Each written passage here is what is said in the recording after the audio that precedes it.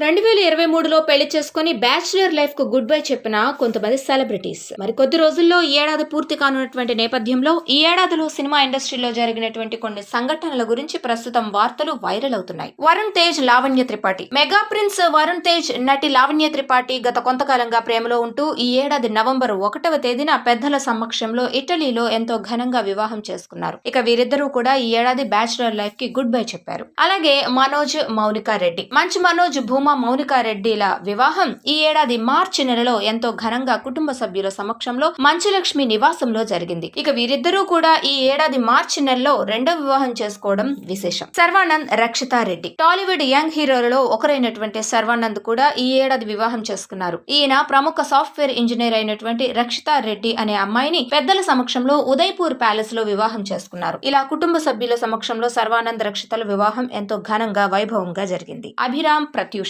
దగ్గుబాటి వారసుడుగా అభిరామ్ అందరికీ ఎంతో సుపరిచితమే. ఈయన అహింస అనే సినిమా ద్వారా ప్రేక్షకుల ముందుకు హీరోగా పరిచయం అయ్యారు. ఇక ఈ సినిమా పెద్దగా ప్రేక్షకులను ఆకట్టుకోలేకపోయింది. ఇక ఇటీవల అభిరామ్ తన సమీప బంధువైనటువంటి ప్రత్యూష అనే అమ్మాయితో 7 అడుగులు నడిచిన సంగతి తెలిసిందే. వీరి వివాహం శ్రీలంకలో ఎంతో ఘనంగా జరిగింది. ఇలా ఈ ఏడాది టాలీవుడ్ హీరోలు అందరూ కూడా పెళ్లిళ్లు చేసుకుని కొత్త జీవితంలోకి అడుగు పెట్టారు. Hi, this is Karthikeya. Please subscribe to ADBC channel.